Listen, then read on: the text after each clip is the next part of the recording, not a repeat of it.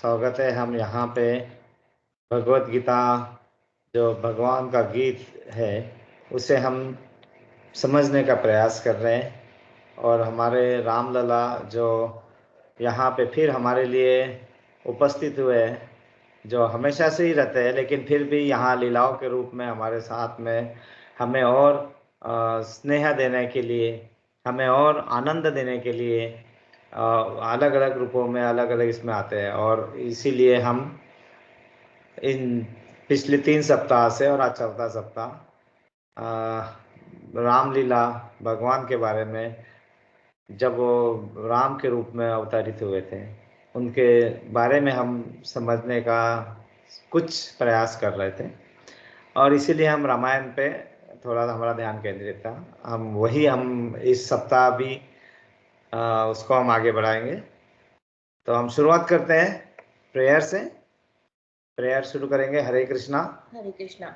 ओम हरे कृष्णा। अज्ञानतिमिरान्धस्य अज्ञानतिमिरान्धस्य ज्ञानाञ्जनशलाकया चक्षुरुन्मिलितं तस्मै श्री गुरुवे नमः। श्रीचैतन्यमनोभीष्टं येन स्थापितं येन भूतले स्वयं रूप कदा मह्यं ददाति स्वपदान्तिकम्।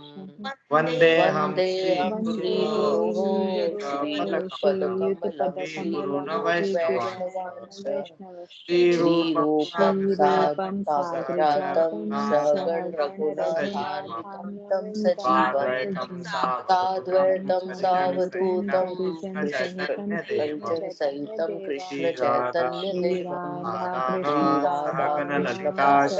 सहगण ललिता श्रीविशाखान्वितांश्च हे कृष्ण करुणा सिंधो दीनबन्धो जगत्पते गोपेश गोपिकान्त राधाकान्त नमस्तुते। तप्त कांचन गौरांगी राधे वृंदावनेश्वरी वृषभानुसुते देवी प्रणमामि वाञ्छाकल्पतरुभ्यश्च कृपा सिन्धुभ्येव च पतितानां पावनेभ्यो वैष्णवेभ्यो नमो नमः। जय श्री कृष्ण चैतन्य प्रभु नित्यानंद श्री अद्वैत गदाधर श्रीवासादि गौर भक्तवृंद। हरे कृष्णा हरे कृष्णा कृष्ण कृष्ण हरे हरे हरे राम राम राम हरे हरे।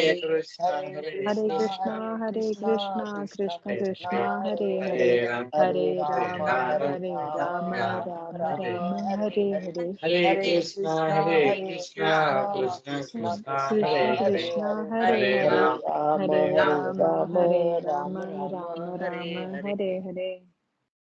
हम जय पताका स्वामी महाराज का प्रणाम मंत्र बोलेंगे। नमो ओम विष्णुपादाय कृष्णपृष्ठाय भूतले श्रीमते जय पताका स्वामी नामिने। नमो आचार्य पदाय निताय कृपा पदायने गुरु कथा धाय नागाराग्राम तारिणे। हम प्रभुपाद जी का प्रणाम मंत्र बोलेंगे। नमो नमो ओम विष्णुपदाय विष्णुपदाय कृष्णपृष्ठाय भूतले श्रीमते भक्ति वेदांत स्वामिनिति नामिने। नमस्ते सरस्वते देवे गौरवाणी प्रचारिणे निर्विशेष शून्यवादी पाश्चात्य देश तारिणे। जय श्री कृष्ण चैतन्य प्रभु नित्यानंद श्री अद्वैत गदाधर श्रीवासादि गौर भक्तवृंद। नमो ओम भगवते वासुदेवाय। ओम नमो भगवते वासुदेवाय। हरि ओम नमो भगवते वासुदेवाय। ओम नमो भगवते वासुदेवाय। ओम नमो भगवते वासुदेवाय। ओम नमो भगवते वासुदेवाय। आप सभी का एक बार फिर स्वागत है। और हम यहाँ पे हरे कृष्णा। हम यहाँ पे अभी भगवान राम की लीलाओं के बारे में, भगवान राम रामायण के बारे में थोड़ा अध्ययन कर रहे थे। और उनकी लीलाओं के बारे में उन्होंने क्या क्या यहाँ किया, उस राम अवतार में आके उस बारे में हमने देखा था कि वो रामायण जो लिखी गई है अलग अलग कांडों में लिखी गई है। 7 कांड थे। हमने ब्रीफ में सभी कांडों के बारे में ब्रीफ में, बहुत ब्रीफ में, बहुत संक्षिप्त में देखा था। और क्योंकि वो इतना ज़्यादा हमारे लिए मोहक है, हमें समझने का इच्छा होती है, पढ़ने की इच्छा होती है, इसीलिए हमने थोड़ा इसको और आगे बढ़ाने के, विस्तारित करने के लिए हमने एक और सप्ताह का समय लिया है। तो इस सप्ताह में हम अभी और थोड़ा सा रामायण के कुछ पृष्ठभूमि के बारे में और क्यों वो राम भगवान मनुष्य रूप में क्यों अवतरित हुए, इस सब के बारे में हम थोड़ा और हम करते हैं, और कुछ प्रसंगों के बारे में भी हम डिस्कस करेंगे और कुछ सीखने। और यहाँ पे बहुत ही एक अच्छा उदाहरण पेश किया है भगवान राम ने, क्योंकि भगवान क्या करते हैं, भगवान पृथ्वी पे आते हैं। भगवान पृथ्वी पे क्यों आते हैं, क्यों अवतार लेते हैं? क्योंकि वो तो अजन्मा है, ना तो उनकी कभी मृत्यु हुई है, ना कभी वो जन्मे है, अजन्मा है, वो पहले से ही है और हमेशा रहेंगे। लेकिन वो यहाँ अवतरित क्यों होते हैं? तो वो अवतरित होते हैं किस लिए? जब जब यहाँ पे धरती पे दुष्टों का, राक्षसों का परिणाम, मतलब उनका जब यहाँ पे विनाश करना होता है, जब वो अपने धर्म को, हमारे संस्था, पूरे विश्व को धर्म से अलग ले जाने के प्रयत्न में लगे रहते हैं, वो पूरा धर्म को बिगाड़ देते हैं, पूरे धर्म को फिर से यहाँ पे वापस लाने के लिए, उसकी सीख को आचरण में लाने के लिए वो फिर से पुनर्जन्म लेते हैं ना। तो हमें अगर वो श्लोक याद होगा तो, परित्राणाय साधूनां विनाशाय च दुष्कृतां धर्म संस्थापनार्थाय संभवामि युगे युगे। ये मुझे बहुत ही अच्छा लगता है, क्योंकि महाभारत में जब भी हमें पढ़ते तो संभवामि युगे युगे उतना ही हमें समझ में आता था। तो परित्राणाय साधूनां मतलब साधु भक्त, उनके लिए, उनकी रक्षा करने के लिए, विनाशाय च दुष्कृता मतलब वो दुष्ट लोगों का संहार करने के लिए, धर्म संस्थापनार्थाय मतलब धर्म को फिर से संस्थापन करने के लिए, संभवामि युगे युगे मतलब हर युग में मैं फिर से अवतरित होकर जन्म लीलाओं के द्वारा। अब इस पर पर्टिकुलर रामायण की लीलाओं के बारे में, तो यहाँ पे सबसे बड़े राक्षस, जो अधर्मी, जो कि बहुत बड़े पंडित भी थे, रावण, जो बहुत बड़े भक्त भी थे, लेकिन उनकी एक ही सबसे बड़ी प्रॉब्लम, कौन सी बड़ी प्रॉब्लम? घमंड, अहंकार, और उसी के चलते खुद अपने विनाश का कारण बने। लेकिन वो विनाश का कारण बनने के लिए बहुत बड़ा उसके पीछे उद्देश्य, उसका किस तरह से रामायण या फिर ये सब रामलीलाएं रची गई।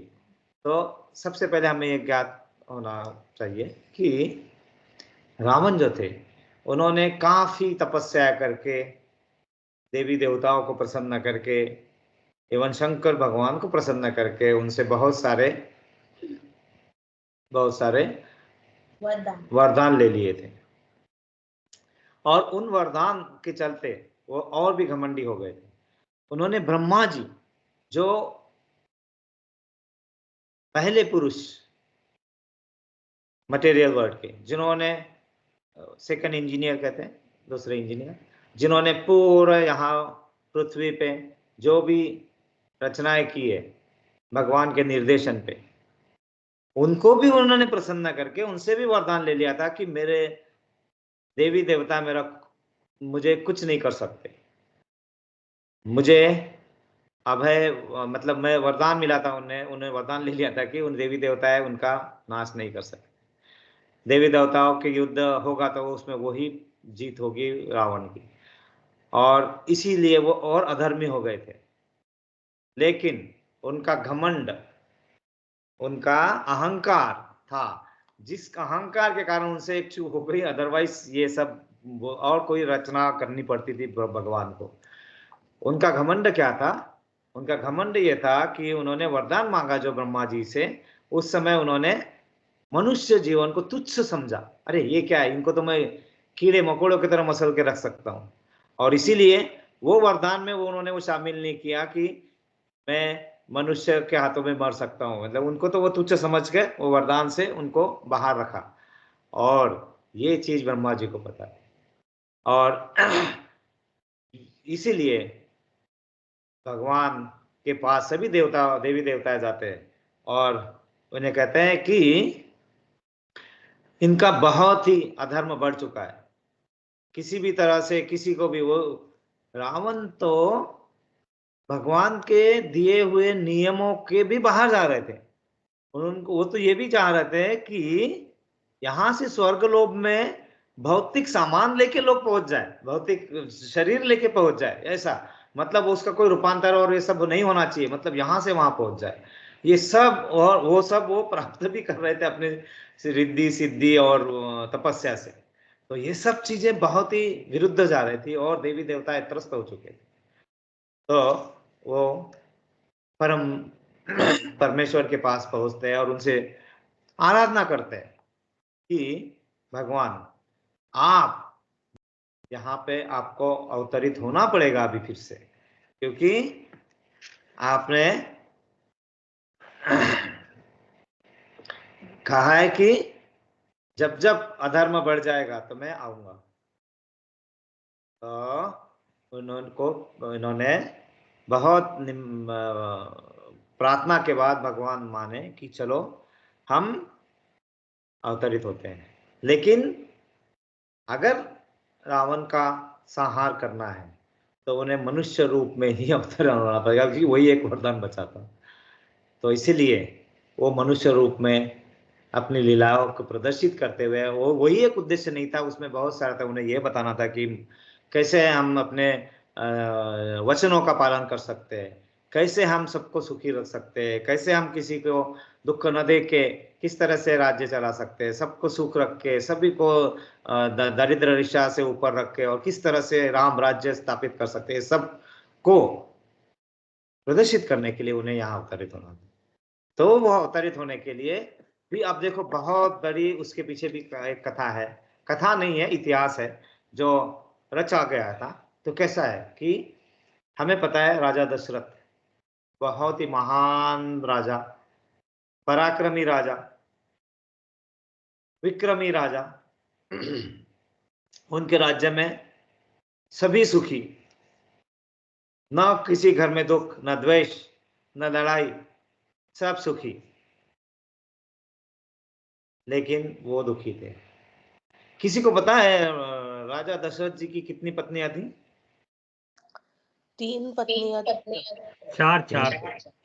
हाँ यस प्रभु जी। 4 नहीं 3 पत्नियां थी। तो थोड़ा उसके बारे में मैंने भी पता करने की कोशिश की तो पता चला है, और ये लिखित है इसमें, दशरथ महाराज की 353 पत्नियां थी। अब वो भी करते वक्त, जैसे अभी मैंने मोना माता जी को बताया तो ऐसा से बाप रे ऐसा बोला उन्होंने। अब उसके उसके उसके भी पहले समझ लीजिए, आपने कहा 3 और वो, तो 3 मुख्य पत्नियां, कौशल्या माता जी, सुमित्रा माता जी और कैकेयी। ओके। लेकिन आपने परशुराम जी का नाम सुना था। परशुराम जी महान पराक्रमी लेकिन बहुत गुस्से वाले। उन्होंने वरदान लिया था, उन्हें कुछ प्रॉब्लम हुआ था क्षत्रियों से, और उन्होंने वरदान लिया था कि मैं सब क्षत्रियों का नाश करूंगा। और वो अपने क्या परशुराम जी का क्या था, गदा नहीं, सॉरी, किसी को पता है परशुराम जी का शस्त्र? धनुष था प्रभु जी। और एक था उनके पास में, परशुराम जी के धनुष का नाम था वो कुल्हाड़ी जैसा शस्त्र, क्या बोलते हैं? एक्स जैसा कुछ था। हाँ तो ठीक है, कुल्हाड़ी कुल्हाड़ी। हाँ कुल्हाड़ी, हाँ उसका कुछ नाम था, कुल्हाड़ी था लेकिन उसको कुछ नाम लेते थे, अभी मैं भूल रहा हूँ, sorry for that, but anyway. धनु का नाम की धनु। हाँ, तो वो इतना उन्होंने 21 बार क्षत्रिय समुदाय का विनाश कर चुके थे, और राजा दशरथ भी क्षत्रिय थे। लेकिन परशुराम जी जो थे वो सब क्षत्रियों का वध करते, लेकिन वो क्षत्रिय जो शादी के क्रिया में रत रहते हैं उन क्षत्रियों को छोड़ देते थे।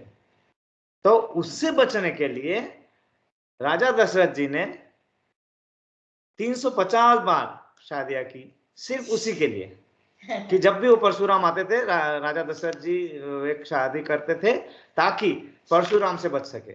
इस तरह वो 350 रानियां, और वो उस तरह वो राज करते रहे, और उन्होंने सिर्फ उसी कारण से 350 शादियां की थी। और 3 मुख्य रानियां, कौशल्या, कैकेयी, सुमित्रा। लेकिन वो खुश नहीं थे। ऐसे खुश इसलिए नहीं थे कि इसलिए खुश नहीं थे कि उनके कोई संतान नहीं थी, संतान थी लेकिन पुत्र नहीं था वंश को आगे बढ़ाने के लिए। तो उन्हें वो पुत्र प्राप्ति के लिए उन्हें वो बहुत दुखी रहते थे, और वो हर बार यही कोशिश करते थे कि किस तरह वो पुत्र प्राप्ति कर सके। तो उन्हें पुत्र प्राप्ति के लिए उन्हें बताया वाल्मीकि जी, सॉरी ब्रह्मा जी ने, कि अश्वमेध यज्ञ आपको करना होगा। अश्वमेध यज्ञ बहुत ही दुर्भर कठिन यज्ञ था, और यज्ञ करने के लिए क्या क्या करना पड़ता है उसके बारे में हम थोड़ा पता करेंगे। और वो यज्ञ जो करना था, वो यज्ञ करना था, सिर्फ एक ही ऋषि थे जिनका नाम था ऋष्यशृंग ऋषि। वो ही उस अश्वमेध यज्ञ को करा सकते थे पारंपरिक तरीके से। वो क्यों? ऋष्यशृंग ऋषि जो है वो ऋषि विभांडक के पुत्र थे, और ऋषि विभांडक बहुत ही महान ऋषि थे, और उन्होंने अपने पुत्रों को अकेले ही अरण्य में पालन किया था। और ऋष्यशृंग ऋषि अरण्य में रह के उन्हें कोई भी बाकी सब इससे कोई कनेक्शन नहीं था, बाकी सब संसार से, तो वो सिर्फ सेवा करते थे और फल फूल खा के। तो इतने पवित्र ऋष्यशृंग ऋषि थे, और इसीलिए उस ऋष्यशृंग ऋषि से ही अश्वमेध यज्ञ कराना था। लेकिन उसके लिए उसके पीछे वो ऋष्यशृंग ऋषि क्या थे ये भी हम समझना है। ऋष्यशृंग ऋषि एक्चुअली देखा जाए तो महाराज दशरथ जी के दामाद ही थे। अब वो कैसे? एक राजा थे, राजा रोमपाद। वो अपने राज्य में बहुत सुखी रखते थे सभी जनताओं को, सभी, और वो भी अपने राम राज्य की तरह राज्य चलाते थे। लेकिन एक बार क्या हुआ, वहां पे बहुत भयंकर अकाल पड़ता है, राज्य सुखों से आपदा से त्रस्त हो जाता है, और वो समझ ही नहीं पाते क्या होता है। लेकिन उन्हें ऋषि गुण बताते हैं महाऋषि कि ये जो हुआ है आपकी गलतियों के कारण हुआ है। तो वो बहुत दुखी हो जाते हैं कि अरे मेरे गलती के कारण मेरी प्रजा इतना प्रताड़ित हो रही है, तो मुझे कुछ करना है, मुझे क्या कर सकता हूं मैं। तो वो सबसे प्रेयर करते हैं हाथ जोड़ के कि मुझे बताइए कि मैं क्या करूं, मैं अपने दुष्कर्मों का प्रायश्चित किस तरह करूं ताकि मेरी प्रजा प्रताड़ित न हो। तो उन्हें कहा जाता है कि आपको ऋष्यशृंग ऋषि को किसी तरह आपके राज्य में लाना है, और आपकी पुत्री शांता के साथ उसका विवाह रचना है। और शांता जो था, आपको हमें पढ़ने से पता चला है कि शांता जो थे वो दशरथ महाराज की पुत्री थी, और दशरथ महाराज की पुत्री वो अपने मित्र रोमपाद को सौंपी थी, और वो वहां पे रहते थे। और उनका विवाह ऋष्यशृंग के साथ करवाना था। लेकिन ऋष्यशृंग कहाँ रहते थे? जंगल में रहते थे, वो कभी बाहर नहीं निकले थे। और वो ऋषि विभांडक इतने महान ऋषि थे कि उनसे कोई पंगा लेना और उससे कोई उनके विरुद्ध जाना कोई सोच नहीं सकता था। तो अब वो ऋष्यशृंग ऋषि को यहाँ कैसे लाया जाए, तो उसके लिए फिर बहुत बड़ा एक प्लॉट रचा जाता है। मतलब वो एक आप कह सकते हैं कि क्या बोलते हैं, अभिमन्यु, हाँ, चक्रव्यूह रचा जाता था। क्या होता है कि वहां पे सुंदर परियों को वहां पे उनके वहां भेजा जाता है, वो उनके उस आश्रम के दूर कहीं वहां जाके रहते हैं, और वो देखते रहते हैं कि कब ऋषि विभांडक वहां से बाहर जाए ताकि हम ऋष्यशृंग ऋषि को हम अपने तरफ आकर्षित कर सके। एक बार बहुत दिनों के बाद विभांडक ऋषि बाहर जाते हैं 1 दिनों के लिए, तो ऋष्यशृंग ऋषि ऐसे बाहर घूमते टहलते रहते हैं। उन्हें पहले बार इन 3 सुंदर स्त्रियों का दर्शन होता है। उन्होंने कभी कुछ देखा नहीं होता है, उन्होंने सिर्फ पिता और फल फूल और जानवरों के साथ ही, मतलब वो वहीं पे रहते थे, तो उन्हें वो सुंदर स्त्रियां देख के आकर्षण होता है और वो स्त्रियां परियां जो थे वो उन्हें आकर्षित करने के लिए कोशिश करते हैं। तो इन्होंने कुछ देखा नहीं होता है, तो उन्हें वो बहुत सारे मिष्ठान खिलाते हैं। तो इन्होंने पहले बार वो मिष्ठान खाया और उन्होंने आज तक सिर्फ फल फूल ही खाए थे, तो उन्हें वो बहुत अच्छा लगता है। और जब उन्हें ये पता था इन 3 परियों को कि अगर विभांडक ऋषि आ गए तो हमारी खैर नहीं, तो वो जल्दी जल्दी अपने इसमें उन्हें किसी तरह प्रलोभन दे के करने की कोशिश करते हैं कि उन्हें बहुत सारी कुछ मिठाइयाँ खिलाते, कुछ आलिंगन देते, कुछ ऐसा सब करके उन्हें किसी तरह वहाँ मनाने की कोशिश करते, लेकिन वो उसमें कामयाब नहीं होते और ऋष्यशृंग ऋषि अपने घर पे वापस चले जाते हैं अपने घर। लेकिन क्योंकि उन्होंने पहले बार इतना सौंदर्य देखा था, तो उनके मन में वो मन में चलते रहता था। वो फिर एक वो उन्हें ढूंढते वो आते हैं और ये तो यहाँ बैठे ही होते हैं उन्हें देखने के लिए, तो इस तरह किसी तरह उन्हें मना कर वो राजा रोमपाद के राज्य में ले आते हैं। वहां पे उन्हें बहुत ही अच्छी तरीके से आदर-तिथ्य से रखा जाता है, बहुत ही अच्छे-अच्छे पकवान सब कुछ खिलाया जाता है, सब कुछ अच्छा नृत्य और वो सब जो उन्होंने नहीं देखा होता है, तो वो उससे धीरे-धीरे आकर्षित होते हैं और फिर उन्हें अपने धीरे-धीरे वो सब सम्मान दिया जाता है उसमें और बाद में उन्हें बताया जाता है, उनसे क्षमा मांगते हैं कि हम जो यहाँ पे लाए आपको, हम आपको गलती मतलब दुष्ट विचार से लेके आए, तो हमें अभयदान दीजिए और हाँ, आपके पिता और आप हमें हमारी गलतियों को माफ कर देंगे। तो उनसे अभयदान लेके फिर शांता बेटी का उनसे विवाह कराते हैं और उनके साथ में वो रहते हैं। ये कहानी है पहले की। अब जब महाराजा दशरथ को यह बताया गया कि आपका अश्वमेध यज्ञ जो कराया जाएगा वो कराया जाएगा सिर्फ ऋष्यशृंग ऋषि से, तो वो कैसे लाया जाए, तो उन्हें अचानक याद होता है कि ये तो रोमपाद के राजा रोमपाद के दामाद है, तो उनसे वो प्रस्ताव रखते हैं उनके, तो राजा रोमपाद भी क्योंकि उनको पता है तक शांता उनकी ही पुत्री है, तो वो उनसे मान जाते हैं और किसी तरह ऋष्यशृंग ऋषि को मनाकर अश्वमेध यज्ञ के लिए मना के लाया जाता है। साथ में उनकी पुत्री शांता भी रहती है। अश्वमेध यज्ञ बहुत ही बड़ा यज्ञ, उसके पहले के बहुत बड़ा उसके कंडीशन भी रहती है। उसमें एक अश्व को छोड़ा जाता है और वो अश्व हर राज्यों से जाता है। वो जब वो उस राज्य से जाता है तो उस राज्य में उस राज्य के राजा उस अश्व को या तो आराम से जाने दे, आराम से जाने देना मतलब आपने जो चेतावनी दी गई है इस अश्व के द्वारा, जिस राजा ने भी भेजा है इस अश्व को, उसको चेतावनी को आपने स्वीकार नहीं किया है और आप उनके साथ में रहने के लिए रेडी है, या फिर आप उस अश्व को रोके तो फिर आपको उस राजा से युद्ध करना होता था। इस तरह से उस अश्व को पूरे विश्व भ्रमण करना पड़ा और 1 वर्ष के बाद 400 राजकुमारों के साथ अश्व वापस आते, मतलब सभी राजकुमारों ने इस प्रस्ताव को स्वीकार कर लिया था और फिर वो उसके साथ में आते, तब अश्वमेध यज्ञ की तैयारी की जाती है। अश्वमेध यज्ञ होता है पूरी तरह से, बहुत बड़े सब देवी देवताओं का वहां पे आगमन होता है, अश्वमेध यज्ञ होता है और उस यज्ञ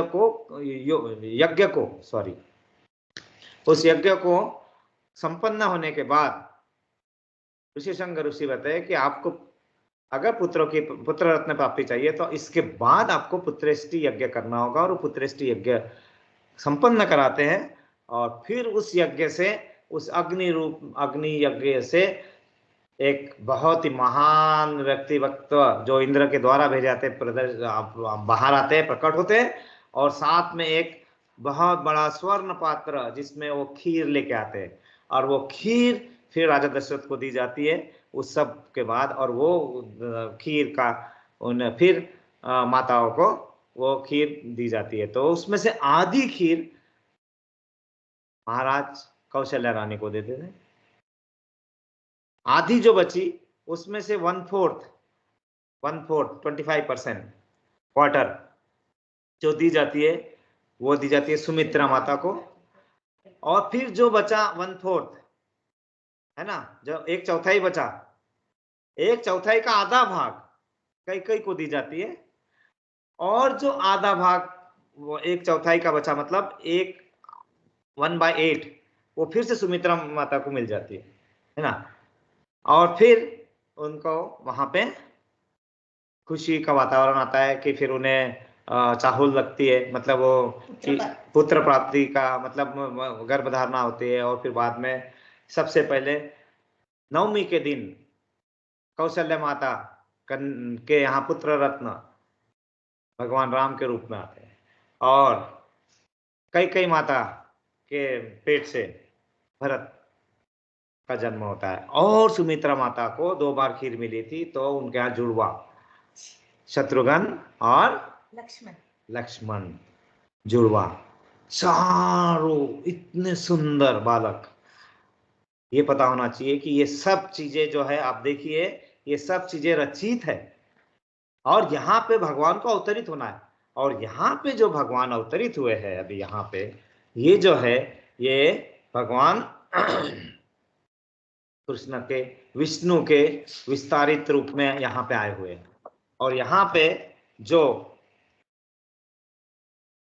भगवान विष्णु कृष्ण के 4 विस्तारित रूप कौन कौन से हैं? वासुदेव, संकर्षण, प्रद्युम्न और अनिरुद्ध। भगवान राम श्री वासुदेव एक्सपांशन के रूप में आते हैं, लक्ष्मण संकर्षण के एक्सपांशन के रूप में आते हैं, भरत प्रद्युम्न के एक्सपांशन के रूप में आते हैं, और शत्रुघ्न जो है, शत्रुघ्न वो अनिरुद्ध एक्सपांशन जो है भगवान राम, भगवान कृष्ण के विष्णु अवतार, उससे इस रावण की त्रासदी को से मुक्त कराने के लिए ये एक्सपांशन मानव रूप में, मानव लीलाओं में के रूप में आते हैं। और यह सब जब देवी देवता वहां पे भगवान को प्रार्थना करते होते तो वो बोलते हैं कि ठीक है मैं आऊंगा, और सिर्फ आऊंगा नहीं, मैं जब राम अवतार में आऊंगा तो मैं 11,000 वर्ष राज्य करूंगा, तो आप चिंता मत करो मैं आऊंगा, है ना। तो हम बोलते हैं ना राम आएंगे तो हम अंगना सजाएंगे, है ना। तो यस, राम आएंगे, राम आए हैं, राम आते ही रहते हैं, राम रहते ही रहते हैं, सिर्फ हमें वो दिखते नहीं है। तो हमें जब दिखने चालू होता है तो हम बोलते हैं राम आएंगे तो हम अंगना सजाएंगे। अंगना हमेशा सजा के रखिए। राम आपके हृदय में आने का प्रयत्न करेंगे तो आपको क्या करना है, हमारे जो हृदय रूपी आंगन है उसको हमें क्या करना है, हमेशा सजा के रखना है। कैसे, ये देख रहे हैं आप, देख पा रहे हैं, ये दिख रही है स्लाइड? दिख रहा है प्रभु जी, हाँ क्या? दिख रहा है। हाँ, आओ आओ राम लला, आओ हमारे हृदय मंदिर में। न जाने कितनी सदियां बीत गई, व्याकुल था मन, व्याकुल सारा संसार। वो हमारे आसपास ही होते हैं लेकिन हमारे लिए सदियां बीत जाती है क्योंकि हम उन्हें देख ही नहीं पाते। आओ आओ राम लला, आओ हमारे हृदय मंदिर में, मिटाकर अज्ञान अहंकार, प्रज्वलित करो दीप ज्ञान का, मन में रहे नित्य चरण दवय आपके, नित्य रहे सुमिरन नाम जपे वाणी। देखिए, नित्य रहे सुमिरन नाम जपे वाणी। जो हम नाम जपना भूल जाते तो फिर कोई मतलब नहीं है। आओ आओ राम लला, आओ हमारे हृदय मंदिर में, दुख चिंता व्याधि मिटाओ भेद सारे, नित्य रहे स्मरण आपका, नित्य रहे राम राज। आओ आओ राम लला, आओ हमारे हृदय मंदिर में। तो हम तो उनको बुला तो लेते हैं, लेकिन क्या हम अपने उनके लिए अंगना साफ करके रखते हैं? हम अपने हृदय को साफ करके रखते हैं? उसको साफ करना है, हमें शुद्धिकरण करना है। शुद्धिकरण के लिए क्या कहा है? सिर्फ हम कलयुग में हैं, हमें और ये सब पॉसिबल नहीं। हमारे लिए क्या है, हमें सिर्फ नाम नाम, है ना, नाम से ही, नाम स्मरण। तो नाम स्मरण करना बहुत जरूरी है, नहीं तो रामलला आएंगे, रामलला जाएंगे, हृदय में बुलाएंगे, वो आएंगे नहीं रह पाएंगे, रहेंगे तो हमें दिख नहीं पाएंगे, दिखेंगे तो हम अनुभूति नहीं ले पाएंगे। सब हमारे जो इंद्रिया है ना, सब सब क्या है, आच्छादित है, सब उसको हमें और बढ़ाना है, आगे कर ले जाना है। तो उसके लिए प्रयास हमें करना है।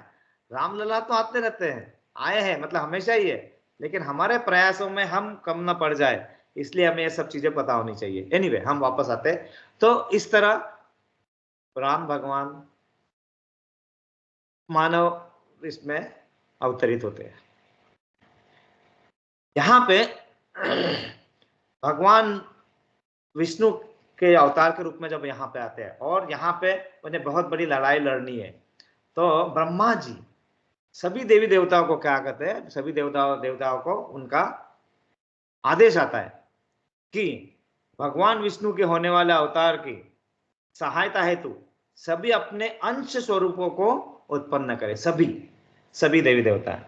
और वानर रूप में आपके द्वारा, उनको कहते हैं कि आपके द्वारा जो संतान उत्पन्न होगी वो वानर रूप में वो ऐसी समर्थ और चमत्कारी होनी चाहिए, सभी शक्तियों से संपन्न होनी चाहिए, उन्हें शस्त्र विद्या में निपुण होनी चाहिए। आपकी जो भी संतान होगी भगवान विष्णु के समान पराक्रमी होनी चाहिए और देवी स्वरूप वाली होनी चाहिए। तो ब्रह्मा की आज्ञा पाकर इंद्र वाली को, सूर्य सुग्रीव को, बृहस्पति तार को, विश्वकर्मा नल को, वरुण सुषेण को, वायु हनुमान को जन्म देते हैं और इसी तरह अतिरिक्त सहस्त्र वानरों को जन्म दिया जाता है। और ये सब कैसे हैं? देवी देवताओं के अंश। तो ये सब विशाल पर्वत के समान रावण से युद्ध करने के लिए व्याकुल, और ये सब निर्मित जीव करोड़ों में, भालू, वानर और अलग तरह के वानर जिनकी पूंछ गाय की तरह लंबी, इस तरह से बहुत सारे करोड़ों या इस रूप में आते हैं कि जब जब जरूरत होगी तो हम हमारे प्रभु के साथ में रहेंगे। और वो फिर जंगल में पृथ्वी पे सब तरफ फैल जाते हैं और फल मूल खाकर उधर निर्वाह करते रहते हैं। तो ये है इसकी पृष्ठभूमि कि रामायण के पहले राम भगवान क्यों आए थे, है ना। इसमें किसी को कुछ ऐड करना है, कुछ डिस्कस करना है? तो ये पहले यहाँ तक तो क्यों, कैसा, कहाँ, मतलब कुछ जो चीजों का हमने समझने का प्रयास किया। किसी को कुछ ऐड करना है कुछ?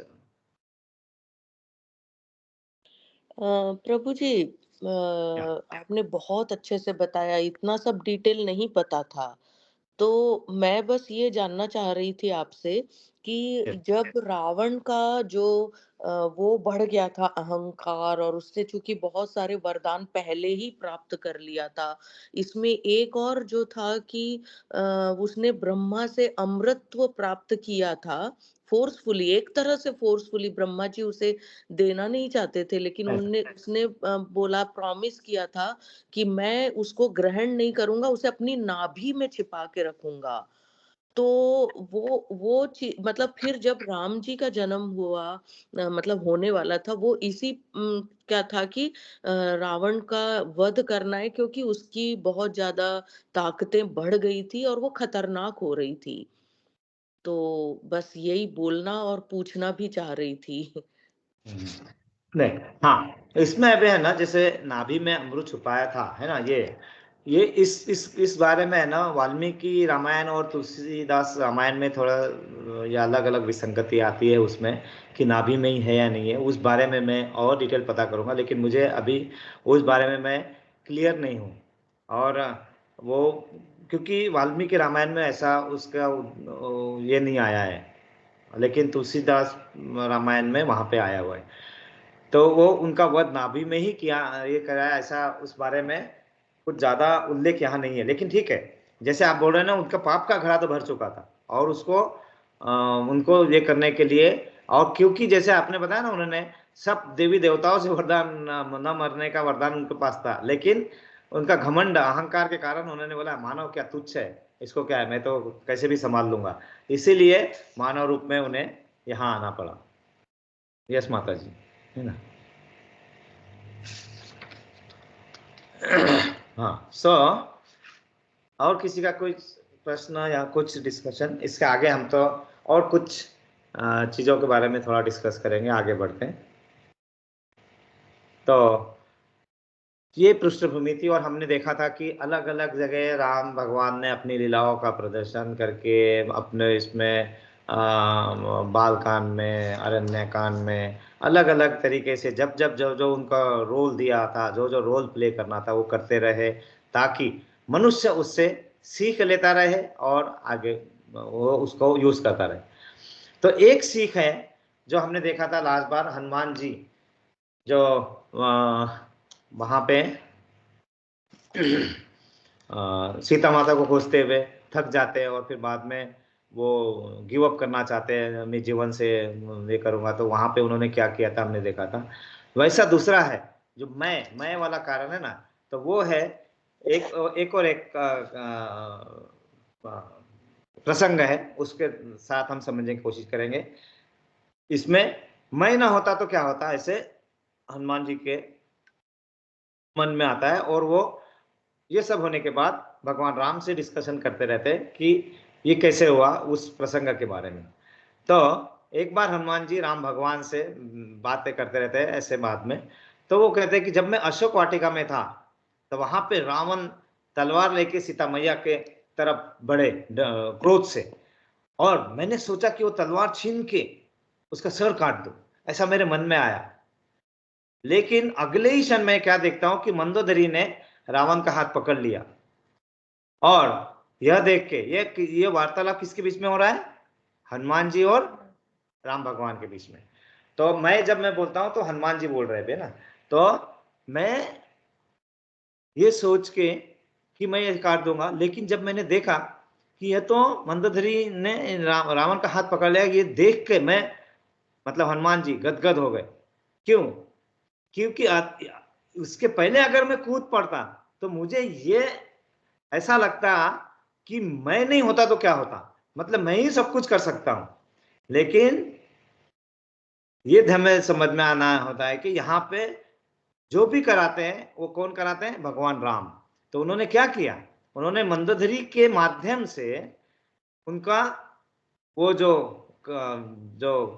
तलवार लेके आगे बढ़ रहे थे उन्हें रोक दिया। तो वो कहते थे कि देखो मुझे ये बात का एहसास दिला लिया कि मैं ना होता तो क्या होता, इसका नहीं, उसके पहले ही आपने मंदोदरी को आदेश देके वो काम बराबर करा लिया। तो आप जिससे जो काम कराना चाहते हैं आप बराबर उस समय करा लेते हैं। मतलब हम करते वही है जो हम करना चाहते हैं, लेकिन होता वही है जो भगवान करवाना चाहते हैं। अच्छा हाँ, इस पे यहाँ पे एक बहुत ही इंपॉर्टेंट चीज है, बहुत इंपॉर्टेंट है। हम सब यहाँ पे सब भगवान की लीलाएं सुन रहे हैं, हम समझने के लिए यहाँ पे प्रयत्न करते हैं, हम यहाँ आते हैं, है ना। तो कितने लोगों पे भगवान, कितने लोग भगवान को चाहते हैं यहाँ पे? आई थिंक सभी लोग चाहते हैं, है ना। श्रद्धा है। ओके, एक एग्जांपल लेते हैं अभी, है ना। भगवान पे सभी की श्रद्धा है, भगवान के उपकार है हम पे, सब कुछ मानते हैं। ओके, आपने मदारी देखा है? मदारी जो बंदर के साथ हाँ ऐसे खेल प्रभु, करते रहता है। हाँ ओके। देखा है। और रास्ते पे वो बहुत ही अलग अलग कलाकारियां दिखाते रहते, तो उसमें से एक कलाकारी होती है कि ऐसे एक रस्सी बांधी होती है बीच में दो खंभों के, और उस रस्सी पे एक बैलेंस करके अपना ऐसा ऐसा ये लेके बांस लेके बैलेंस करते करते वो चलते रहते हैं, देखा है? जैसे वो देख चलना चालू करते हैं। बचपन में देखा था। हाँ, वो नट्स लोग यस, आके वो खेल दिखाते थे। हाँ। तो पहले पहले कैसा होता था ना कि हम डर जाते थे, अरे गिर गया तो, गिर गया तो। फिर क्या करते, वो पहले वैसे ऐसे चलते हैं मस्त हंसते हंसते, बाद में वो अपने बेटे को या बेटी को अपने कंधे पे बैठाते, है ना। और वो बेटा बेटी क्या करते हैं, ऊपर मस्त अपना कुछ खाते रहते हैं, कुछ करते हैं, उन्हें कोई डर नहीं है ना। उन्हें अपने पापा पे पूरा भरोसा होता है कि कुछ नहीं होने देने वाले, और उन्हें ये नहीं पता कि गिरेंगे या नहीं, उन्हें कुछ नहीं होता है, वो जो उनके मन में कुछ नहीं होता है, और वो सब ऐसे ऐसे करते चलते रहते हैं ना ऐसे। और उसके बाद में हमें पूछा जाता है सपोज कि इन्होंने 2 बार तो किया, क्या तीसरे बार ये व्यक्ति अगर ये रस्सी पे से जाएगा तो ये कर पाएगा? क्या आपको विश्वास है? क्या आंसर होता है हमारा? हाँ, हमें हाँ विश्वास है ना? बोले ठीक है, विश्वास है ना, वेरी गुड। वंदना माता जी, विश्वास है? जी प्रभु जी। हाँ, ज्योति माता जी, हाँ क्या सभी बोले? को, हाँ सभी को, हाँ, सभी को विश्वास होता है। वहां पे हम बोलते हैं हाँ विश्वास है, क्योंकि हमें मालूम है वो अपने इतना प्रैक्टिस करके रहता है कि उनको विश्वास होता है। बोले ठीक है, विश्वास है ना, तो ठीक है, आपके बेटे को दो, मैं अपने कंधे पे लेके जाऊंगा, फिर देखो क्या होता है। कितने लोग देते हैं? कोई नहीं। कोई नहीं देता, कोई नहीं देता। विश्वास तो है, यही बात है, भगवान पे हमारी श्रद्धा है, भक्ति है। विश्वास है क्या? क्या हम बोलते हैं कि भगवान जो करेंगे हम उसको माना? नहीं नहीं नहीं, मैं थोड़ा अपने हिसाब से कर लेते हो, मैं थोड़ा ये करूंगे। अरे भगवान को कितने लोगों को हम फिर बहुत का बहाना ढूंढते, अरे भगवान किस किस का देखेंगे, थोड़ा मैं कर लेती, थोड़ा ये पैसा कमा लेते, थोड़ा मैं घर बांध लेते, थोड़ा ये माया में मैं उलझ जाते हो, ये कर लेते। विश्वास, विश्वास जब तक पूरा नहीं है ना, तब तक आप कुछ भी करोगे, आपके हृदय में भगवान कहाँ से बैठेंगे, कहाँ से अनुभूति आएगी? विश्वास बहुत जरूरी है। तो यहीं पे, तो भगवान वो जो करवाना चाहते हैं उनके मर्जी के बिना पत्ता भी नहीं हिलता, ये विश्वास मन में होना चाहिए। करते तो हम ही से करवाएंगे, लेकिन हमें मन में विश्वास पूरा होना चाहिए, 100%। उसमें 1-2% भी शंका जब रहती है, तो हमें उसका फल या हमें उसका परिणाम नहीं मिल पाता है। ठीक है, तो ये एग्जाम्पल यहाँ पे बताया। दूसरा एक है, वहां पे जब अशोक वाटिका में सीता माता थी, वहां पे एक राक्षस राक्षसी भी थी, जिनका नाम था त्रिजटा, है ना? त्रिजटा, वो त्रिजटा ने वहां जब बैठे थे उनका वहां देखने के लिए कि सीता माता का को निगरानी में रखने के लिए,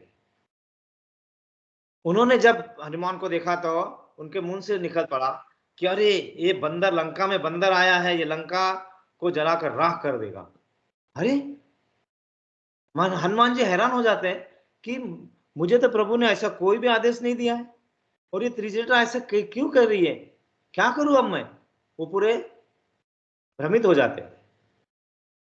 प्रसंग तीसरा, जब रावण के सैनिक तलवार लेके हनुमान को मारने आते, हनुमान अहिंसा के पुजारी, राम भगवान के भक्त, तो वो कुछ नहीं करते। लेकिन वो जब उनके तरफ दौड़ के आते मारने के लिए, उन्हें रोकने के लिए विभीषण विभीषण आते और कहते हैं कि दूध पे हाथ उठाना अनीति है। तो फिर हनुमान गदगद हो जाते, देखो राम भगवान ने बराबर विभीषण जी को भेज दिया अभी, नहीं तो फिर से मुझे लड़ना पड़ता, और फिर से मेरे मन में वही आता कि मैं नहीं होता तो क्या होता। प्रसंग 3, प्रसंग 4, चौथा प्रसंग। अब ये तो आश्चर्य की पराकाष्ठा है, ये चौथा प्रसंग। पराकाष्ठा मतलब बहुत आ है ना। इसमें क्या होता है कि रावण कहते हैं कि इस बंदर को मत मारो, मारो मत, इसको प्रताड़ित करो, प्रताड़ित करो। प्रताड़ित कैसे करो? इसकी पूंछ पर कपड़ा बांध दो, उसमें घी डालो और आग लगा दो और भेज दो। फिर हनुमान जी गदगद हो जाते हैं, उन्हें त्रिजटा का कहा हुआ वो याद आता है कि हनुमान लंका जला देंगे, और वो बोलते हैं कि अगर भगवान की इच्छा ये थी और वो कराना चाहते थे, तो उन्होंने कराया किससे? अपने सबसे बड़े दुश्मन से, रावण से करवा दिया। रावण ने आदेश दे दिया कि कपड़ा लपेट लो, घी लगाओ, आग लगाओ। तो ये सब मैं अदरवाइज में लाता कहां से? और उसके बाद में क्या हुआ आपको पता है ना। तो भगवान राम सिर्फ हम ही से नहीं, सभी से वो काम कराते हैं जो वो चाहते हैं। तो हमें ये गर्व होना ही नहीं चाहिए कि मैं नहीं होता तो क्या होता, है ना? ये एक सीख हमें और एक समझने वाली है यहाँ पे। और कोई कुछ ऐड करना चाहेगा? कोई सीख इसके मन में है कोई?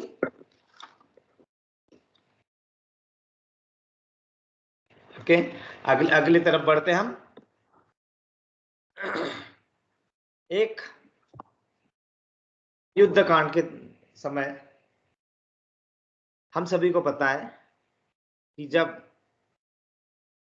भगवान राम समुद्र पार करके अपनी वानर सेना को लेके जाना होता है, तो वो सभी पत्थरों को वजन रहित कर देते हैं और वो सब पत्थर पानी पे तैरते हैं और इस तरह वो वहां सेतु बना के वो पार करते हैं। और वो सब देख के, ये सब पता करके रावण के कैंप में हड़कंप मच जाता है। बोलते अरे राम भगवान के नाम से सब पत्थर तैर रहे, वहां पर इतने बड़े भगवान हैं और इससे हम क्या युद्ध लड़ेंगे, वो सब भागने के लाते हैं। तो रावण अपनी सेना को ये घबराते हुए देखते हैं, है ना, तो वो बोलते हैं ये कौन सी बड़ी बात है, पानी पे पत्थर तो मैं भी तैरा सकता हूं। हाँ, तो हम जब क्या सोचते हैं कि फिर रावण ने वहां पे क्या किया होगा, छल कपट किया। खड्डा होता है ना, खड्डा कार्डबोर्ड, उसके पत्थर बनाए जो हम बनाते हैं ना अपने रामलीला में, है ना, और वो पानी में डाल दिए, वो तैरने लगे। ये सब हम सोचना चालू करते हैं, लेकिन रावण ने वैसा नहीं किया। रावण ने वो पत्थर डाले और वो पत्थर पानी में तैरने लगे। वाओ, सब रावण के सैनिक खुशियों से नाचने लगे, वाह हमारे पास भी भगवान है, शक्ति है, भगवान है। मतलब वो उसी भगवान को भगवान नहीं मानने लगे उनको। मंदोदरी सब देख रहे थे और मंदोदरी से ज्यादा रावण को कोई भी नहीं जानते थे, कोई भी नहीं, भगवान राम भी नहीं, ऐसा कहा जाता है। तो मंदोदरी बोलते हैं कि मैं तुम्हें बहुत अच्छे से जानती हूँ, तुम ये कार्य तो नहीं कर सकते हो। बोले कैसा किया? बोलते बताना मत किसी को कैसा किया मैंने क्या किया, पत्थर को पानी में डाला और उसके कान में बोला, सौगंध दे तुझे भगवान राम की, अगर तू डूबा तो तो ऐसे सब पत्थरों को बोलते गया और भगवान राम की सौगंध मिलने के कारण सब पत्थर तैरने लगे। तो यहाँ पे देखिए, भगवान नाम का हमें कभी भी हल्के में नहीं लेना चाहिए, हमें अपने कार्य करते रहना चाहिए। लेकिन जो हमें मनुष्य जन्म मिला है, इसका सही में सीरियसली इसका हमें उपयोग करना ही चाहिए। हम अपने कार्य करें, लेकिन कुछ ना भावना भावित होकर करके करना चाहिए हमें। हम खाना बना रहे तो हम भगवान के लिए बना रहे, भगवान नाम जब जब ले सकते हैं बिल्कुल लीजिए, आपसे प्रार्थना है। इसको हल्के में बिल्कुल नहीं लेना चाहिए। हर जगह हमें उसका उदाहरण मिलते हैं। जब भी हम माया वर्ड की तरफ बढ़ते हैं, हमें वहां से वापस लाने के लिए सिर्फ भगवान नाम ही अल्टरनेट है, वही करना पड़ेगा और उसको सीरियसली लेना है हमने। क्यों? अदरवाइज क्या होगा कि जो पुण्य की गठरी बांध के भेजा गया यहाँ पे, क्योंकि मनुष्य जन्म मिलता है वो 84 लाख योनियों में से एक मनुष्य जन्म, वो इसलिए मिलता है क्योंकि हमारे बहुत सारे पुण्य इकट्ठे हो गए थे, वो हमारी गठरी थी हमारे पास, हमारा क्रेडिट है। और अगर हम आगे नहीं बढ़ा पाए, हमारे दुर्भाग्यवश, हमारे अज्ञानतावश, या फिर जान के भी हमारे आलस के कारण या हमारी अज्ञानता के कारण अगर हम उसको आगे नहीं बढ़ा रहे, तो हम बहुत बड़ी चूक करके बैठ रहे। मतलब हमें जो सौभाग्य मिला है आगे बढ़ने का और ऊपर जाने का, अच्छे लोक में जाने का, और सबसे सबसे अच्छा लोक तो गोलक धाम में जाने का, जहां जन्म मृत्यु जरा व्याधि चक्कर से हम बाहर आ सकते हैं। तो जरूर लाभ उठाओ, जरूर लाभ उठाओ। दिन में आपने भगवान नाम लेना ही चाहिए। हमने सबने 1 माला, 2 माला, 3 माला, 4 माला, जितना होता है, जैसा होता है, जहां होता है, किसी भी रूप में लो भगवान नाम। अपराध ना होगा हमारा, अच्छे तरीके से ना ले पाएंगे, लेकिन कोशिश और ये प्रयास कंटिन्यूअस रहना ही चाहिए। नहीं तो क्या होगा, हमारे पास सब कुछ था, सारा समुंदर मेरे पास है, एक बूंद पानी मेरी प्यास है, कहां से मिलेगा वो? प्रयास करना है। और इसके लिए आपको कुछ संन्यास ही लेना ऐसा नहीं है। आप अपने पूरे कार्य करते हुए सिर्फ कृष्णा भावना को कार्य करें। तो यहां से क्या सीखे? प्रतियोगिता हेल्दी होनी चाहिए। राम भगवान, रावण, इनकी प्रतियोगिता देखिए करीब बिल्कुल हेल्दी हेल्दी। मतलब उनके मन, रावण में के मन में राम के प्रति बहुत प्यार, मतलब ये था, रिस्पेक्ट था। और वैसे ही रावण को भी राम भगवान अपने प्रतिद्वंदी बहुत ही रिस्पेक्टफुली, उनका भी आदर से ही रखते थे। तो वैसी प्रतियोगिता होनी चाहिए। अपने अपने को जो रोल दिए, अपने को जो भी रोल दिया उसको अपने अच्छे गुणों से, अच्छे गुणों को उभार कर, निहार कर, निखार कर ऊपर लाने की कोशिश करना चाहिए हमने, ना कि दुर्गुणों को। सवेरे उठने की इच्छा नहीं हो रही तो थोड़ा थोड़ा प्रयास करना चाहिए, ना कि उसको हावी होने देना चाहिए। भगवान नाम लेने की इच्छा नहीं हो रही तो थोड़ा लेना चाहिए, ना कि उसको हावी होने देना चाहिए। गुस्सा आता है और अकारण गुस्सा आता है तो उसको धीरे धीरे उसको भी हमें समझना चाहिए। हम कुछ भी बोल जाते हैं तो बोलने के पहले क्या बोलना है वो भी समझ में आना चाहिए, है ना। तो अच्छा उपयोग करना हमें सीखना चाहिए, तभी जीवन में विकास होगा, है ना। इसीलिए ये 4 लाइनें हैं। कान लगा के बातें सुन ले, कान लगा के बातें सुन ले सूखे हुए दरख्तों की। दरख्ते मतलब जो जमीन में ऐसे ये आ जाते ना, दरारें आ जाती है, वो बहुत पानी ना मिलने के कारण, तो वो दरख्त थे। और जब हमारे पैर के भी देखो, पैर में भी ठंडी के दिनों में हमारे पैर में ऐसे दरारें आ जाती है जिससे हमें दुख होता है, तो वो दुख, वो दरार है, वो दुख है। तो कान लगा के बातें सुन ले सूखे हुए दरख्तों की, मतलब वो सूखे हुए दरख्त अपने आप में क्या बातें कर रहे हैं उसके कान लगा के सुन ले। कान लगा के बातें सुन ले सूखे हुए दरख्तों की, लेता है भगवान परीक्षा सबसे प्यारे भक्तों की। हम क्या बोलते हैं, हम तो भगवान नाम ले रहे, हम तो अब पूजा कर रहे हैं और मुझे ही परेशानी हो रही है।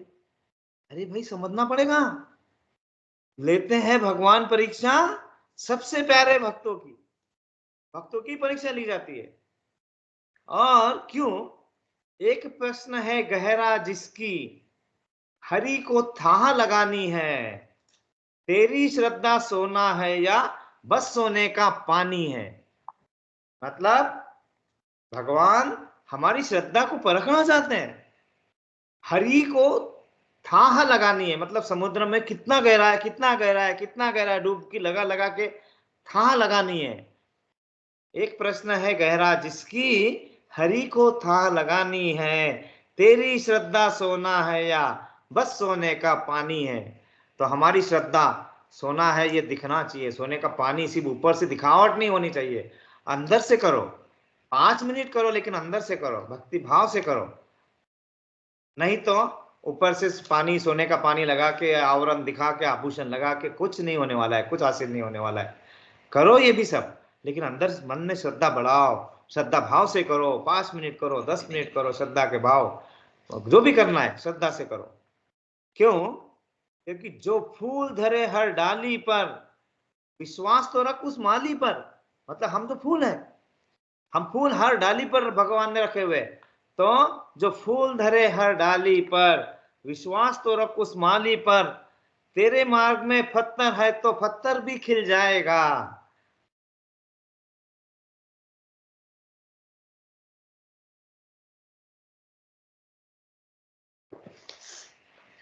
पता नहीं किस रूप में आकर नारायण मिल जाएगा।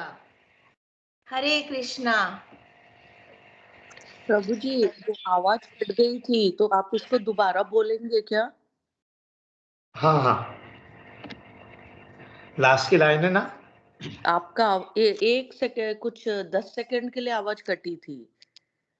हाँ हाँ ठीक है, मैं बोलता हूँ। तो जो फूल धरे हैं डाली पर, विश्वास तो रख उस माली पर। 1 मिनट।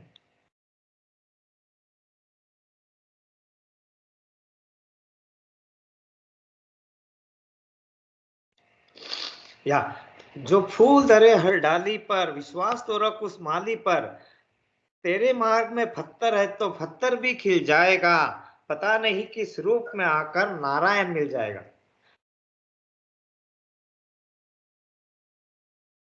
तो भगवान क्या कह रहे हैं कि आप जो भी कर रहे हैं आप श्रद्धा से करो।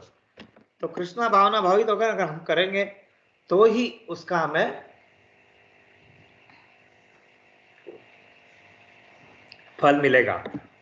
तो यहाँ पे बहुत ही सुंदर रामायण की रचना आपने देखा किस तरह की, कि जो रावण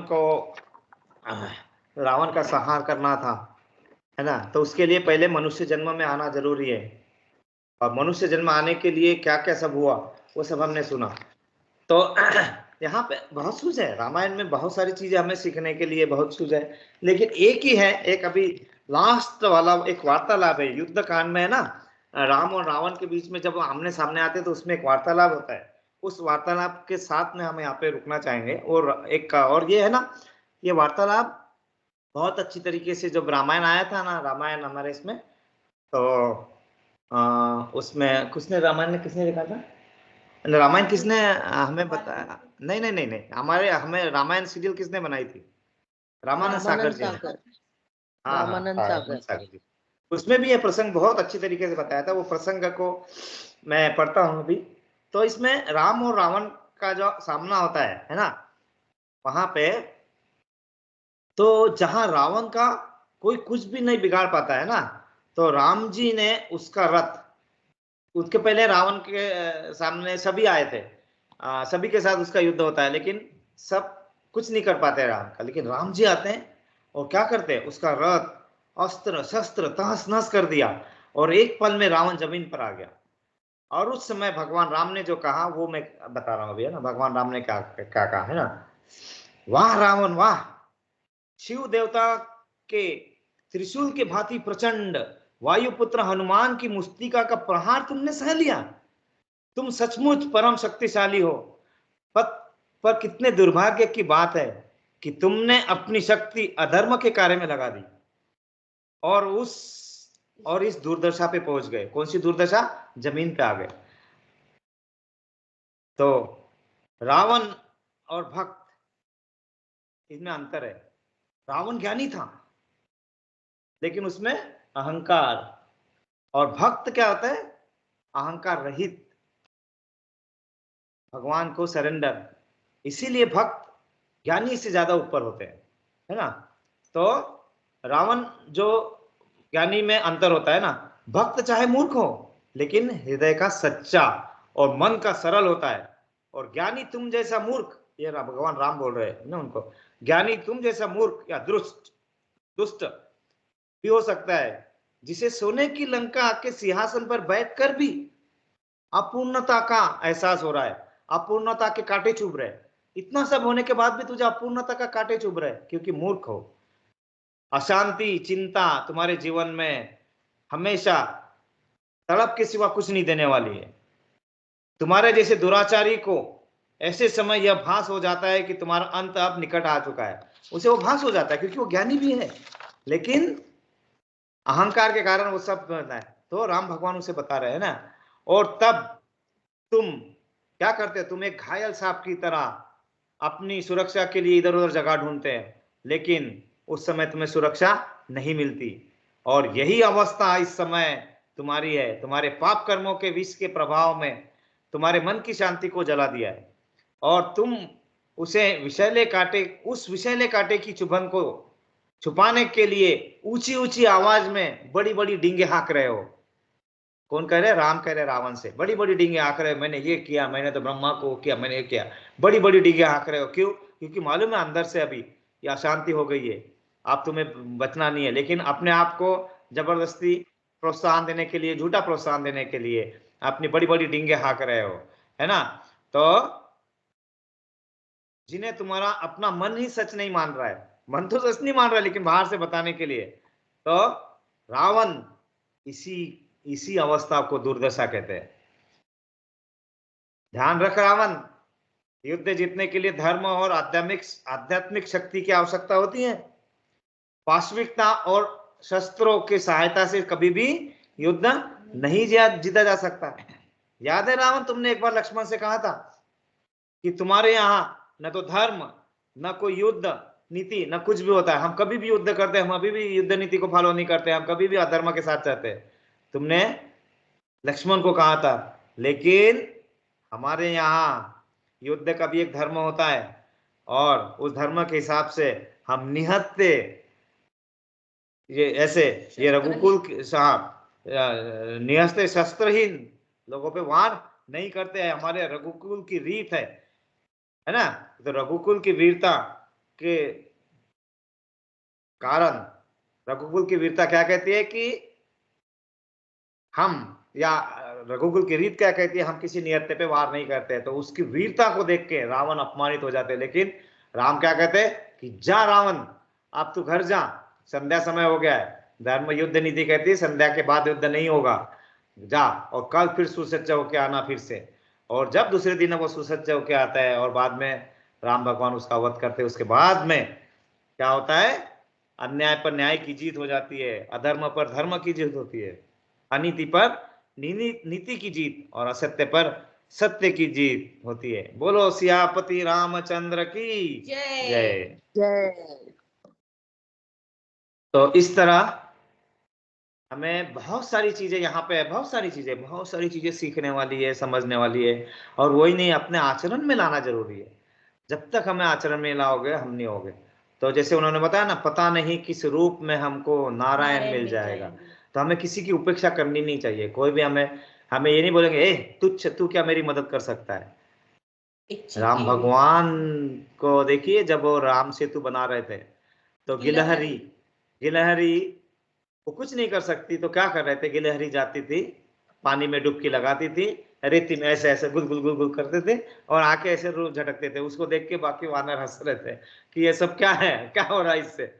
लेकिन उसे ये पता था कि उनके मन में भाव था, उसके मन में। और राम भगवान ऐसे कहा जाता है कि राम भगवान ने उसके पीठ पे प्यार से सहलाया था, इसीलिए उसके पीठ पे वो उसके उंगलियों के निशान, जैसे वो धाराएं दिखती है ना उनके पीठ के ऊपर लाइंस, वो लाइंस और धाराएं, वो ऐसा कहा जाता है कि राम भगवान के प्रेम का है।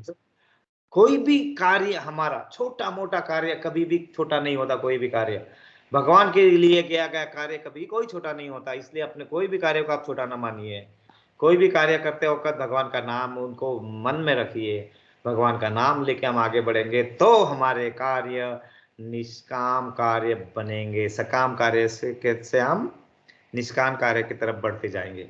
तो इसी तरह हम आगे बढ़ते रहे, हमारी श्रद्धा और बढ़े, हम अच्छे कार्य करें, भगवान नाम ले, भगवान के प्रति हमारी जो मन की शक्ति है वो और बढ़े, ताकि हम इस भौतिक जगत को भी अच्छे तरह से पार करें। और हमें जो यहाँ पे ये मिला है मनुष्य रूप, उसका मानव धर्म हम अच्छे से निभाए। तो यहाँ पे हम रुकना चाहेंगे आज। और आप सभी आते हैं यहाँ पे, हम अध्ययन करते हैं, सुनते हैं, समझने का प्रयास करते हैं। हो विकास प्रभु जी ने हाथ उठाया था, सॉरी प्रभु जी, मैं बीच में इधर देखता ही नहीं हूँ। विकास, हरे कृष्णा प्रभु जी, आप कुछ कहना चाह रहे हैं प्रभु जी? सॉरी, हाँ मैं बिल्कुल ही ध्यान नहीं देता हूँ। सॉरी का क्या प्रभु, सॉरी करके आप तो मतलब नीचे डाल दे रहे हैं। बोले प्रभु जी, हम लोग का कृष्णा पर फेथ कैसे बढ़ेगा, थोड़ा कुछ बढ़ा देते तो। यस तो ये कैसा है ना, अगर हमें भक्ति के मार्ग में आगे बढ़ना है तो हमें 5 चीजें बहुत जरूरी होती है। कौन कौन सी 5 चीजें? पहले तो हमने प्रसाद ग्रहण करना चाहिए। मतलब कोई भी दिया हुआ जो खाना बना रहे हैं, हम पहले भगवान को अर्पित करके फिर वो प्रसाद हम ग्रहण करना चाहिए। पहला, भक्तों का संग करना चाहिए। दूसरा, तीसरा, हमें भगवान के ग्रंथ भगवत गीता भागवतम का रोज मतलब हमेशा अध्ययन करना चाहिए। तीसरा, चौथा, हमें भगवत धाम जब पॉसिबल है हमें जाना चाहिए, भगवत धाम, है ना। और पांचवा, हमें क्या करना है, भगवान में विश्वास रख के साधु संग वो करना है। तो ये सब चीजों को हमें कार्य, और सबसे इम्पोर्टेंट भगवान नाम अविरत भगवान नाम लेते रहना है। तो जितना हम भगवान नाम लेंगे, लेकिन भगवान नाम लेते वक्त श्रद्धा होनी चाहिए। सिर्फ हरे कृष्णा कृष्णा कृष्णा हरे हरे राम राम राम राम हरे हरे, ऐसा नहीं। उसमें हमें हर एक शब्द का मीनिंग हमारे मन में आना चाहिए कि हम बोल रहे हैं हरे कृष्णा कृष्णा कृष्णा हरे हरे, हरे राम राम राम हरे हरे। हरे कृष्णा जब हम बोल रहे हैं तो हम राधा रानी को बोल रहे हैं, हरे मतलब राधा रानी, और सेवा में लगाइए। वो मन में भाव आना चाहिए।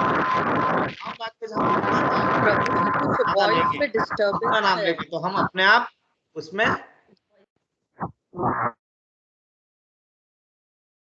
तो वो नाम लेने से जितना नाम हम ज्यादा लेंगे और भगवत संग करेंगे और प्रसाद ग्रहण करेंगे, ये सब पांच चीजें हम करते रहेंगे, तो फिर हमारी उसमें ये प्रयत्न हमें लगातार बिना सोचे करते रहना है। धीरे धीरे प्रगति 200% होगी, ये भगवान ने खुद कहा है। तो ये उसकी प्रक्रिया होती है। और सिर्फ उसमें जैसे बताया ना, मन में पूरा विश्वास होना चाहिए, उसमें कोई डाउट नहीं होना चाहिए कि ये मैं करने से क्या मेरा हो जाएगा, क्या हो जाएगा, हो जाएगा क्या, ये प्रश्न ही नहीं आना चाहिए, होगा ही। तो इस कार्य में लगे रहना चाहिए हमें श्रद्धा से, और धीरे धीरे और आसक्ति, भगवान के प्रति आसक्ति बढ़े और मटेरियल वर्ड के तरह आसक्ति धीरे धीरे कम हो, है ना।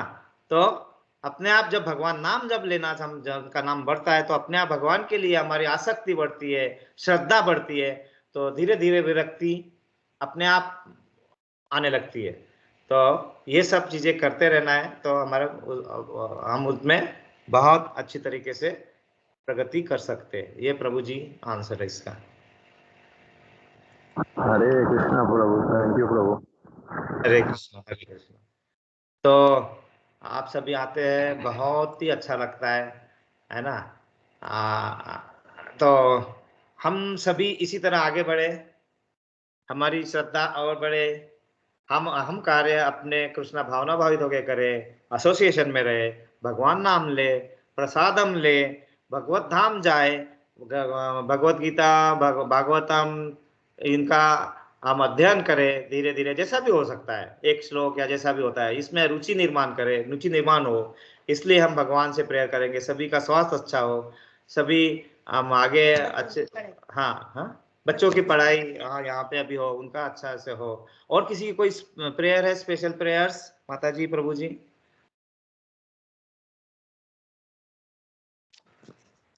हाँ, तो हम सभी का इस तरह से आगे और प्रगति हो, इसलिए हम प्रेयर करेंगे 3 बार।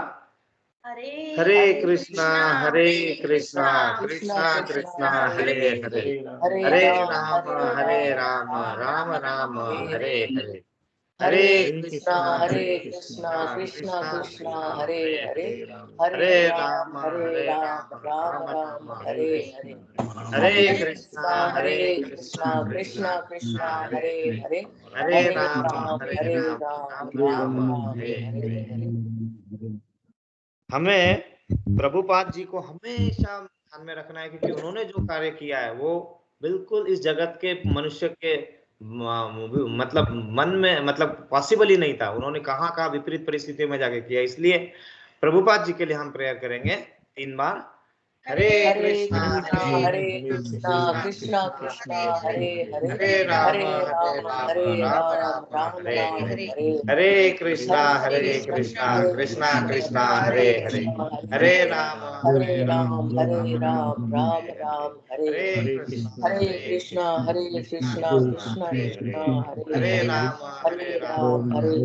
राम। आप सभी का